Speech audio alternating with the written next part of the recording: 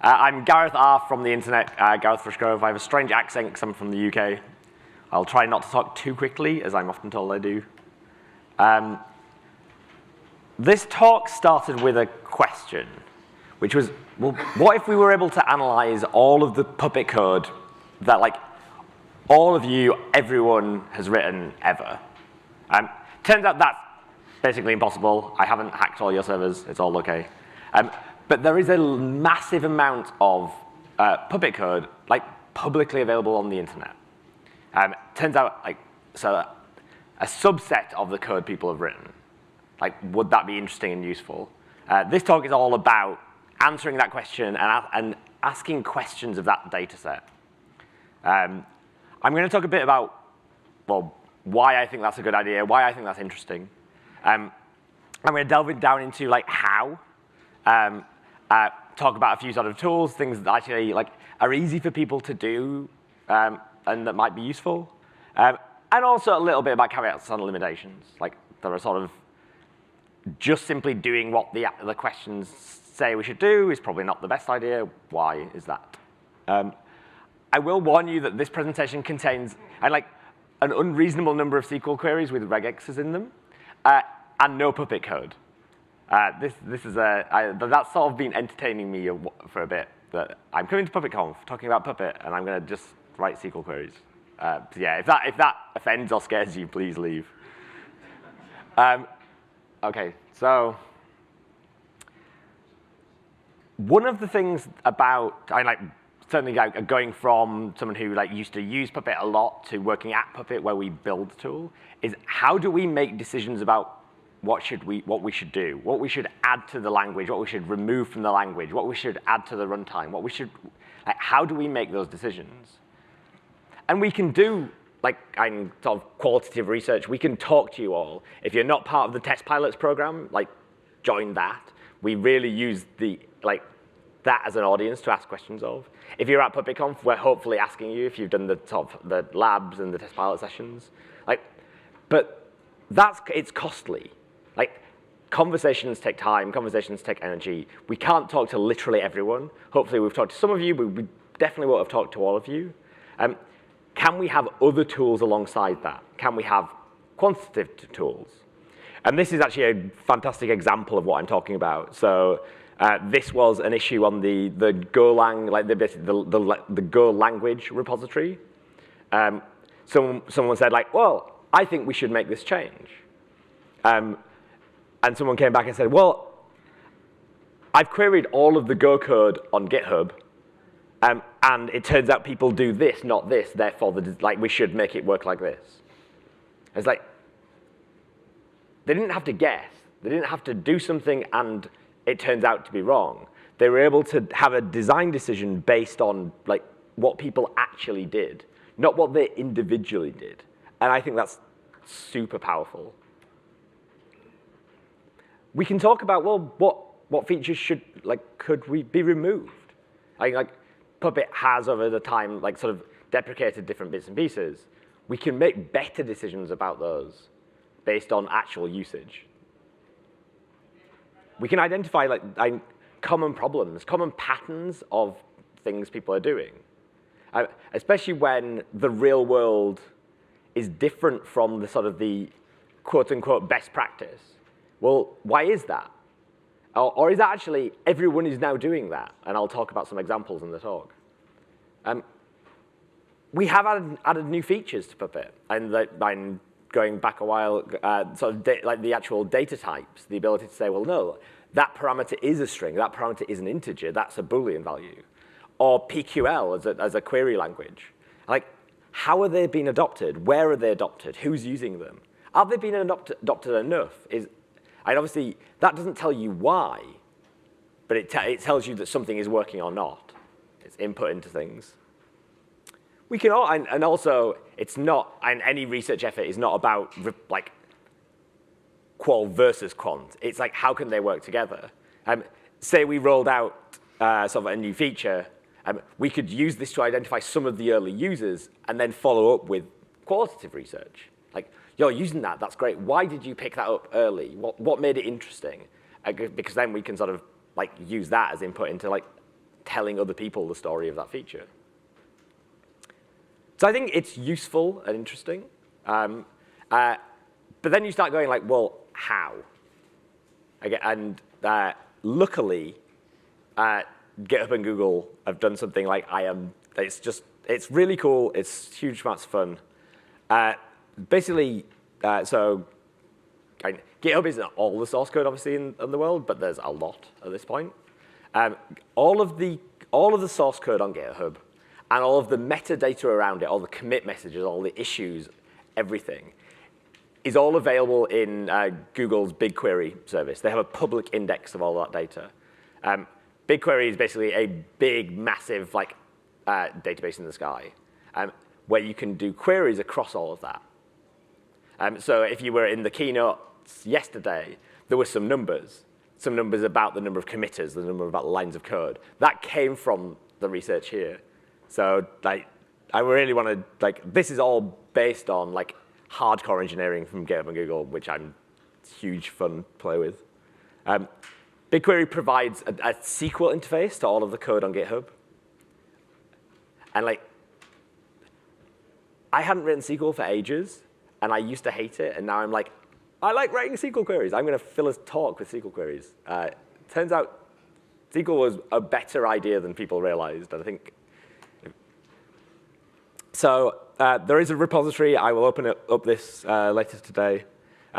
It's somewhat undocumented at the moment. I will fix that so that you would be able to run this. Obviously, it costs BigQuery costs money, and you're dealing with terabytes of data, so it costs some money. But I'm also publishing the results of those queries, so you don't have to run them yourself to find out what the answer is or was. There'll be a bunch of data, and hopefully we'll formalize this over time if it becomes more useful. So there's a repository. You'll be able to play around with it if you choose. It contains all the queries in the talk. I will show a bunch of those queries. I will stop at some point because it will get out of hand. And we'll see a bunch of slides like this. So obviously, I'm using the SQL queries as examples. I think it's sort of neat. And you can see how powerful it is in succinct. I say I will stop at some point. But you can ask questions like, well, how many bytes of Puppet code are there on? So caveat here that the dataset is the explicitly open source licensed code on GitHub. So GitHub don't consume things where there's not an explicit license. So the reality is there's more of this on GitHub. There's also the reality that there's a lot more of this behind firewalls or on other services. So it's not all, but it's a lot. And we can see it's a lot. That's not actually very useful. What would be more useful is, and this was in the keynote, how many lines of Puppet code is that? So there's 7.5 million lines of code. That's a lot. The people in this room have written a chunk of that. I know some Puppet repositories internally are certainly hundreds of thousands of lines. But this is certainly the biggest data set that I'm aware of anyone having looked at. And I hope no one has a repository that size. This is genuinely across many different users, many different companies, many different use cases. So how many files are in there? So there's 7.5 million lines of code. And there's about 500,000, so there's a lot. This is genuinely amazing to me that I'm collectively, us as Puppet practitioners, have written all of this and made it available on the internet under a license that allows it to be consumed. That's mind-blowing. How many people have contributed to that mass? So just short of 16,000 people. That's, again, well, that's a lot of code. It's a lot of people. It's a lot PuppetConf is whatever, sort of 1,000+ people here today. But there's a lot more people. And again, just that subset of Puppet code, publishing it and contributing to the sort of the wider community. So we've got lots of code from lots of people. They're hopefully interesting and useful, sort of certainly big number keynote type things. But I want to dive deep into things where it's more useful to us as designers of a programming language. and curators of a community as well. So how do people license that code? We know it's explicitly licensed. So but under what licenses is there? What does the community use to say, well, actually, you can reuse my code? So MIT and Apache sort of occupy the sort of the big chunk. So basically, permissive licenses, very easy to consume. But there are also people within the Puppet community who use GPL and variations of, and actually say yes, you can use this, but there are more restrictions. So it's a mix, and there's certainly a long tail. The majority is permissive licenses, but there's a good chunk of the GPL stuff, and then other variations. It's not certainly a monoculture, but there's a lot of sort of things we can use. And yeah, and mainly permissive licenses, but 15% GPL, so that was sort of interesting. What do people name their classes is an interesting question, because you start seeing the patterns of, well, what are many people managing? And you can look at the sort of Forge module count downloads and sort of see similar things. But this is well, yeah, actually these two might line up. And you see the sort of common bits of software that you'd probably expect that many of you are probably managing. So Apache, MySQL, PHP. You see that Puppet is used for much more of the real world. There's a very long tail here, and you see all sorts of much more recent technology cropping up. But Puppet is a tool for the real world. Again, defined types tells a similar story. You see people the database ones, sort of Mariana, Nginx, Mongo, that. Again, people definitely use Puppet with databases. I think that's maybe we haven't talked about things like that for a while, because I think people are yeah, of course. But here is actual empirical evidence that it's definitely that's definitely what people do, not just, oh yeah, of course we use it for databases. And a number of years ago, it would have been web servers, yeah, but databases are weird. Databases are weird, but that's a different story. What packages are people actually manipulating? It's sort of interesting seeing actually a bunch of sort of utility type things here. And this is explicit package resources, and the query here doesn't actually pass out lists and a bunch of other ways that you might input into here. But you see a lot of, again, utilities, people getting sort of just boring things done. And again, similar sort of MySQL web servers on here. And services tells the same story. And maybe not interesting, but I think it's useful validation that well, if these things were telling totally different stories, I would be oh, I have a massive bug in the query or the methodology. There are definitely bugs in the queries. So the numbers are way less interesting than the pattern that emerges. But the fact that different queries tell a similar story is sort of useful. And these give us a good indication of the most common stacks people manage with Puppet. And when it comes to, for example, the modules team, how do we prioritize work? Knowing what people actually do with Puppet gives us both the amount of, well, actually, yeah, we want to make that better. But also, we're well, how can we make it possible to do things people are not doing today? And that is input to folks like Davin in the back, I've just spotted. So nice shout out. So yeah, you see these technology stacks a lot. One of the things I haven't done yet, partly because I'm somewhat new research, is look at this over time. Both historically, actually seeing over time, the growth of certain types of usage of Puppet, certain types of technologies. But also, way more interesting probably is actually looking forward. What are people starting to do with Puppet now? What are people and we could see it, were we to run queries on a regular basis, we could see that in pretty much real time. What is the community starting to do with Puppet? Ship a new feature.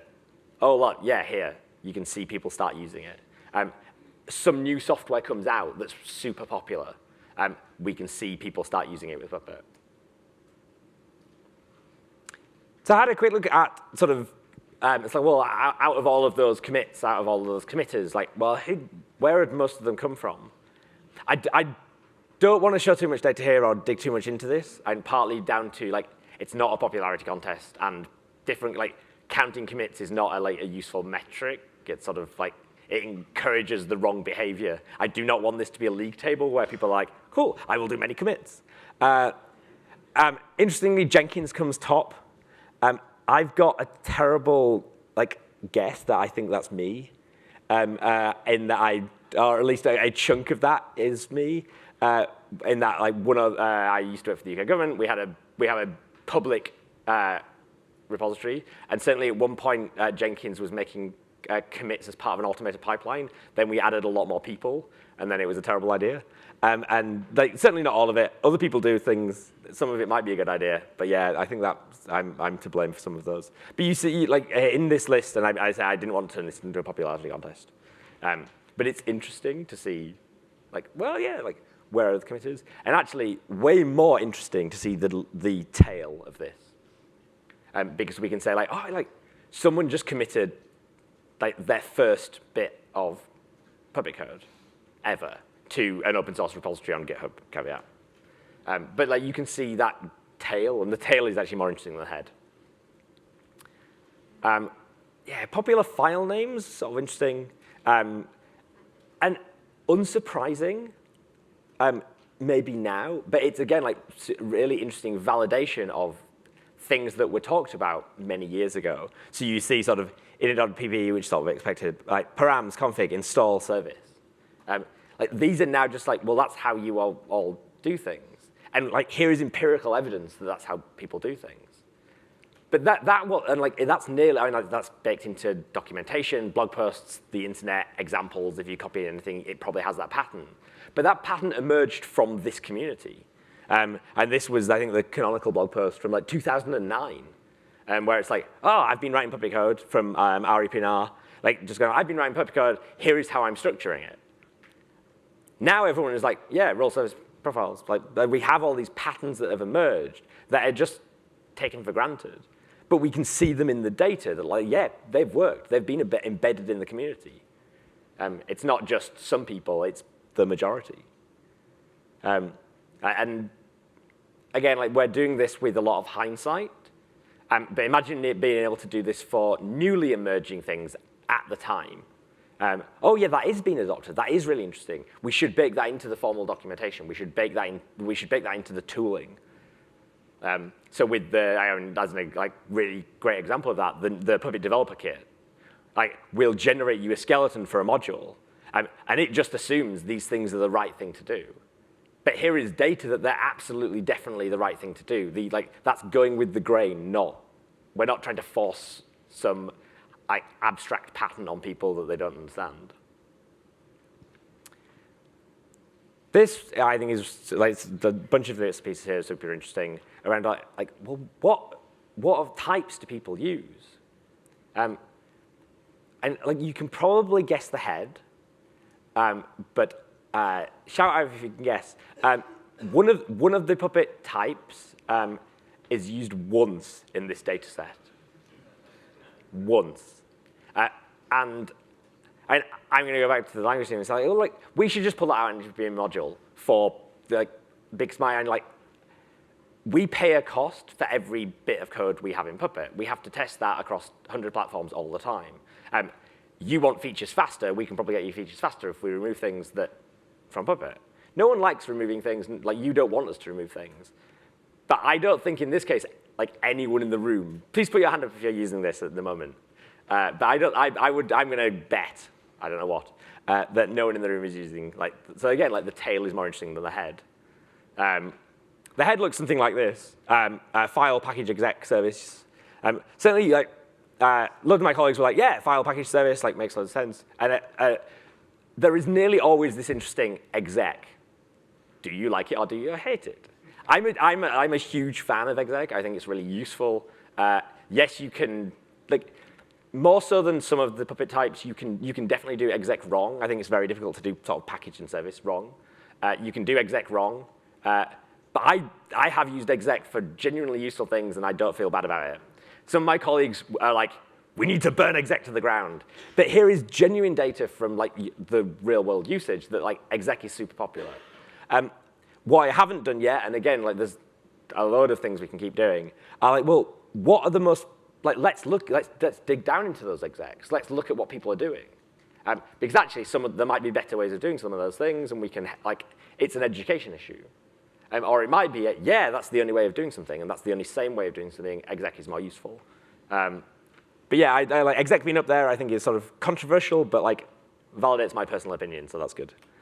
But I said the tail is way more interesting, because you end up with this very long tail. And like, remember, we've got like, in this sort of large, like 30,000 like file resources and one mail list resource. Like, is anyone in the room using mail list? Has anyone ever used mail list? I can't remember. I've also never used it. Yeah. Oh yeah, like I mean, again, like this tail is really long. I mean, like, and again, this is not everything, but yeah, the computer is used twice. Mail use was like, it's a super long tail, even for a small set of data. Yeah, and like, people do a lot of files and packages. And like, knowing that is like, well, yes, we want fancier things, but like, file and package. This is why people really care about issues around these resources, because basically everyone is using them and they're using them a lot. Yeah, I mean, I talked about exec. I was sort of happy with that. And there is this huge long tail. I am sure there are more people using it than one person who's found a novel use case for it, but I bet it's not many. One of the things that's come up a few times, and especially at the Contributor Summit, is there's a whole bunch of Naggers types. And like, should actually they be in a module and move to completely separate to Puppet, or should they be in core? Because they were added sort of early in Puppet's life, and like, I think certainly to some people, including myself, they feel a bit weird. And like, well, yeah, you do that why is that in core? And there's always that conversation of, well, if we remove it, then someone has to do something to install it. But again, they don't crop up a lot in this data set. They're certainly in use, but in this data set, they're not in use that much. So how many people is it going to affect if we did allow for those people to say, well, yeah, you need to do something else. You need to have an extra step to install it. At the actually upside of now that can move independently from Puppet, that can move like potentially faster if there's a community around it or if there's people around it. The barrier to entry to contributions to like a separate module with a small code base that just does one thing is less than the barrier to entry to contributions to Puppet itself. And these are in Puppet core. So like we've often had that discussion. We haven't moved on it because it's difficult to remove things and we haven't had data. And I want to go back and go like, yeah, we should do that thing because we have data. And other people can bring other data to the table, and we can do more research. Going, well, actually, how do like the test pilot audience feel about that? But we can have that conversation based on data, not just anecdotes. Puppet as a language is, I think I was using like 0.26 maybe a bit before, and like the language of Puppet has evolved like immeasurably since then. And like from the Charo to Henrik, who's done so much of the work around that, is just like formalizing the specification of the language, like the new parser. I think Eric talked about like, yeah, it was the future parser. And like now we're in the future. It's just the parser. And like we're now into the next version of Puppet. There's some features that have been added, and like, well, who's using them and what are the most popular ones? And one of my favorite is I quite like types from a programming sense. Puppet adding types is actually allows you as a developer to create like strict interfaces to your like defined types, to your classes. It's really powerful. And like, well, but what types do people actually use? And you see a bunch of string booleans, and like adoption of this isn't huge. I would love to see like maybe more active like. Well, so like marketing evangelism, us talking about it. If people are using data types and like them, like talk about it because I think they're really powerful. But like new features to the language are sort of like, oh yeah, like harder to adopt. But yeah, but we see like, well, yeah, strings and booleans and integer. Like we see the things you'd probably expect, but it's validation of that. And there's the whole abstract data types as well, are actually, again, like similar sort of long tail, like some of them are super popular. And knowing like optional and enum, like, again, like, that would sort of validate, like, I think that's, like, if you had a hypothesis, you'd be like, yeah, I think that's useful to know. So alongside Puppet code in repositories, there's often other things as well. And certainly if you're developing modules, there's often, and people are writing tests, people are writing like sort of accompanying sort of like scripts. And at that point, you start using often, not in all cases, but in often cases, Ruby. So if you're using a sort of RSpec Puppet or the sort of testing toolchain. And certainly some people install that via gems. They include a gem file for the bundler tool, so you get into sort of Ruby development territory.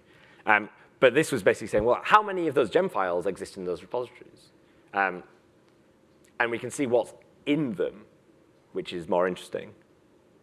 So, and you see a lot of Puppet cropping up. Puppet spec helper being popular is good. I mean, that is a sort of an entry point to the testing toolchain. Like if you install that, you get a lot of the other things that come down later installed. But you also see explicit sort of rake, Puppet lint, metadata.json, beaker, RSpec Puppet. And interesting, apart from Puppet, which is sort of obvious, and Blacksmith, all of and rake to a degree, all of them are part of like testing Puppet code. And seeing the adoption of that, of people testing that Puppet code is, I think, powerful and useful. I think also with the PDK being launched now, we can start seeing like, well, are people using that via a gem? Are people, we can look for tells in the file system around like, oh yeah, this module was generated with the PDK. We get some metadata, and we can see people starting to use things. But knowing that people are explicitly installing like, well, which of the testing tools are more popular, which is interesting from our perspective. Even further down, so Puppet lint has been around a long time. Tim Sharp, who now works Puppet, fantastic addition to the community. That grew a plugin model because that actually being able to have your own opinions about what good Puppet code looks like turns out to be really useful. And they're all packaged up and they're all in those gem files.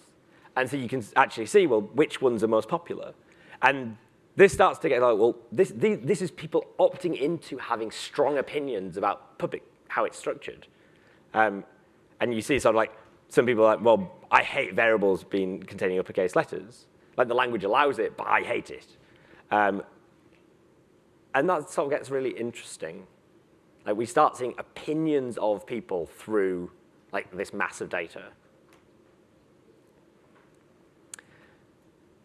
There's sort of a never-ending, I could just keep going based on like the amount of time I have to write SQL queries and the amount of money I want to spend on BigQuery. And hopefully that's enough to go like, this is actually quite interesting. And there's sort of like anecdotes there and useful takeaways. But it's not the only source of data that's out there. And again, we would love everyone to send us all of the Puppet code you've ever written. That feels unrealistic for many, many, many different reasons. No analysis will ever be complete. It will never be everything. But the big data sets are interesting, the ones that sort of aggregate things together that aren't just like one organization, one person, one viewpoint. Different, and interestingly different, because of that, because we're talking about sort of intersecting large data sets, they will have slightly different views.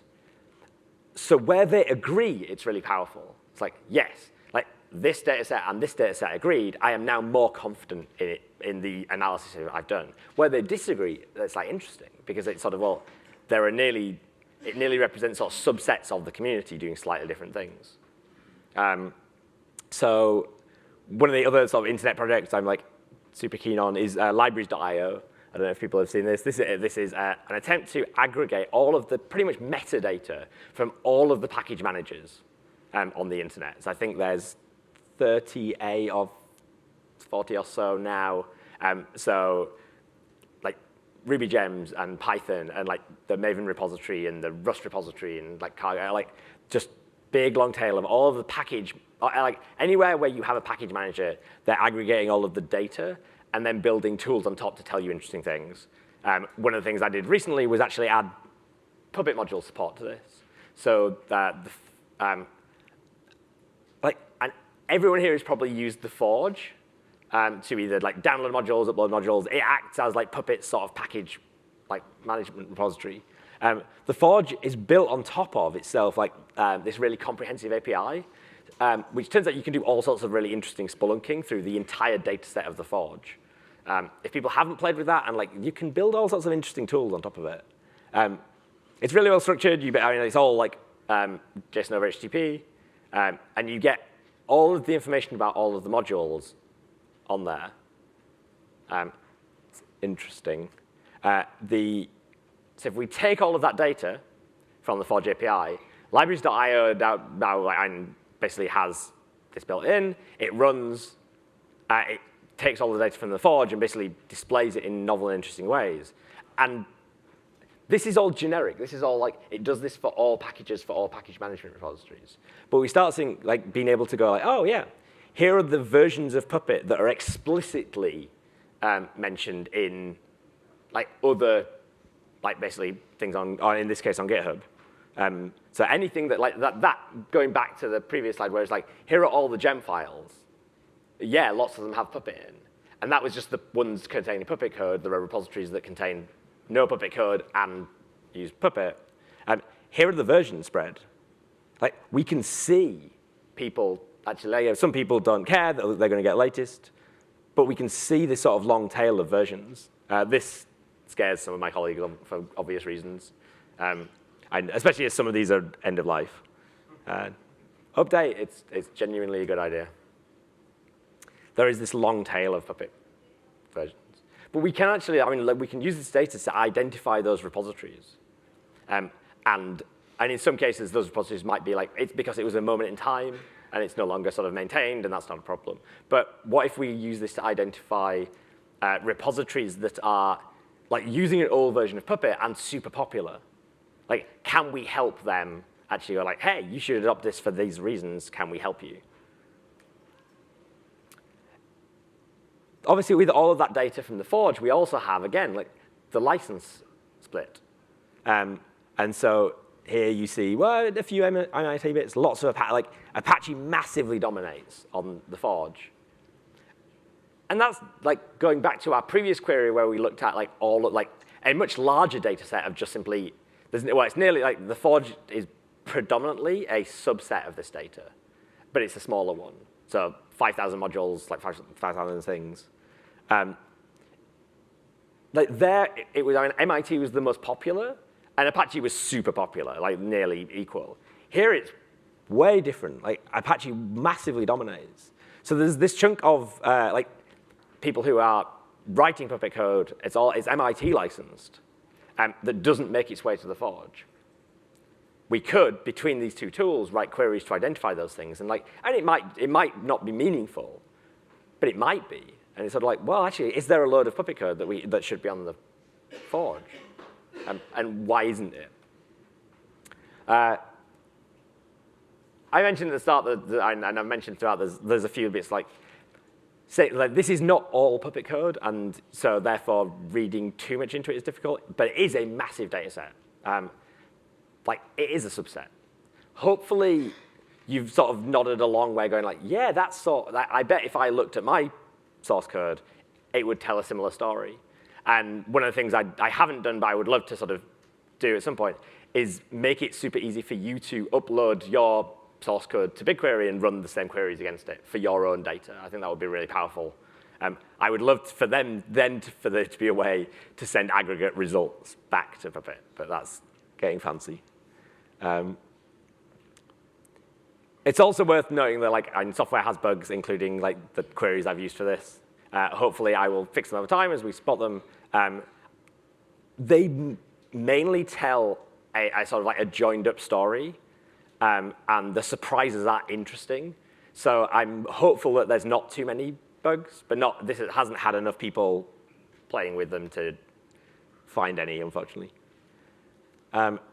And the super interesting question is yeah, I know they said how does private Puppet code vary from this data set? Is it actually the same, or is it totally different at scale? And again, I would love to see the ability to actually, for people to be able to run these types of queries against their own data set and then share the aggregates. In that, you probably definitely shouldn't or wouldn't want to share all of your Puppet code with me or the internet. But actually, would you mind sharing the number of times you use the file resource? Or even the percentage of file resources to other resources? Does that, the sort of working out what you could share, that we could all share, that we can aggregate together is sort of would start solving this problem if we start using this in anger. So, a solid takeaway, certainly for me, is the ability to ask questions of a really large data set is a useful design tool. I want us to start using this as input to decision making. I like going back to the Go example. That was a discussion that was happening. They were doing the design work anyway, and someone stepped in and said here is data. And it's whoa, you brought data to a design discussion. This is that's cool. That's Trump, I think versus here are what people are really doing in this very large data set is a step change for design.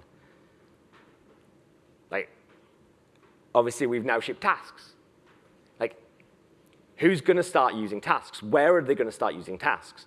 What languages are they going to be writing tasks in? Are all really useful information into, and if we're doing examples, if we're putting together training, well, actually, if everyone's writing tasks in one language, let's make sure the tooling around doing so is better. And you can genuinely write tasks in any language. I've written them in 10 so far in the tasks playground. Someone has written one in org, thanks to Nick Lewis.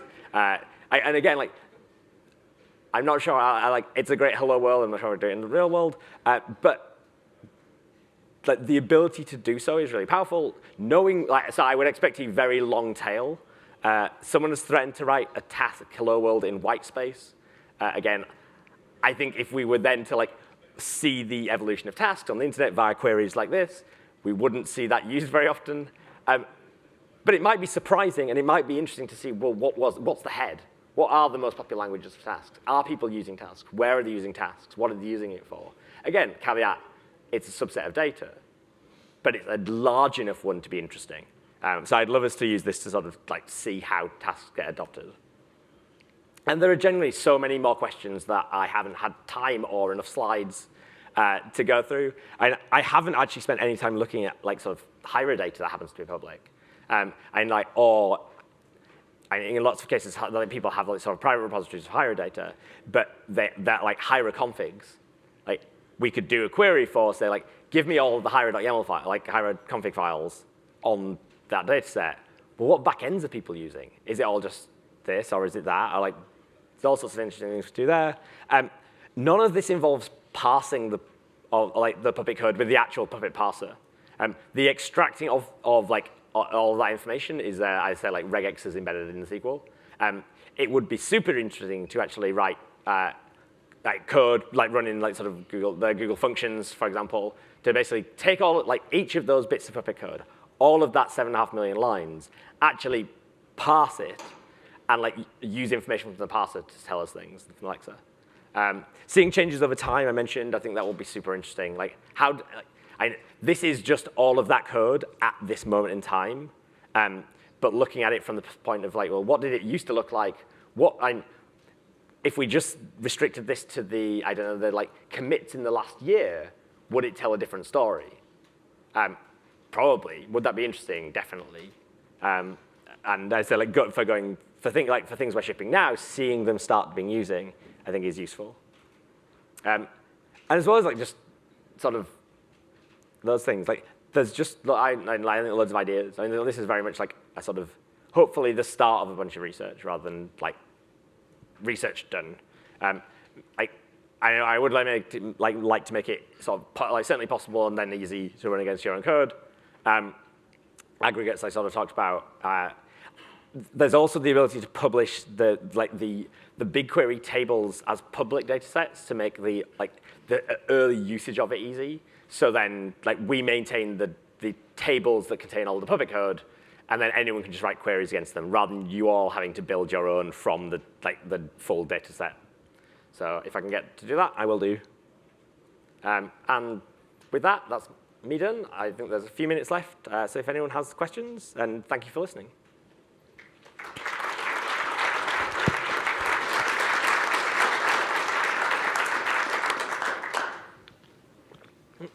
Any questions? I think Travis is coming up. You can count on me for questions. How do you think we could actually coalesce the data in regards to now Lambda functions where we're going to only have one file resource in the manifest, but maybe we're doing it 20 times over the course of this actual catalog? So or pulling that data from PDB instead? So yeah, ultimately Puppet is a programming language. So you can do many different things, and certainly the lambdas and iterators. I think that there are two things there. One is, we can say you're explicitly using the file resource, and we can say you're using that feature, and I think that would be a useful split. The other thing there is actually, if we could parse the code, we could get more information out. Where you're using data backends, I think the interesting thing there is that you're doing so, and we'll never be we would never be able to run the code because it requires external data, and that will change over time. So yeah, there are absolutely limitations here. I think if we were really looking to go that far, it would be a separate methodology. It wouldn't be about actually analyzing the code and whether it's public or private. It would be about building in instrumentation into the actual Puppet server or the Puppet agent, and then having a service to aggregate all of that data. Sort of so. I think with most research things, you want many methodologies that overlap, because then you can go yeah, they're telling the same story, they're not. Just simply parsing this data set is only part of the problem. Any more questions? I think we're good. Okay. Oh, one over here. Sorry. I was just wondering if you were considering making a public interface so that other people can run the same kind of Yep. So the question there was, have I considered building a public interface, basically, to make it super easy to run these things? Yes, but there's sort of a few challenges around investment of time. I think if there's a groundswell of interest, it would be good to do. There's also there is a cost for every query. So making a public query, a public interface that anyone can run arbitrary queries against that data set, doing it in a way that is easy for us to do and doesn't actually open up this Gareth, have you seen your BigQuery bill? Mike Stanky shouting at me a lot, would be difficult. I think actually building a at the moment you can go to the repository and you can build it all yourself. You need a lot of knowledge. I would like to lower the barrier to entry there, and actually you could imagine basically building a little GUI shim that literally you just install, run, and you can then write your own queries against your own BigQuery. You would just need your credentials at that point, and then it's your money, not mine. And I think that's probably more likely, unless there is huge interest in this, when we might do something. Okay, so with that, I think we're pretty much bang on time. Oh, I will talk to you in a moment. I think I've got 19 seconds left, so I don't want to make you late for your next talk. Okay, but no, thank you very much.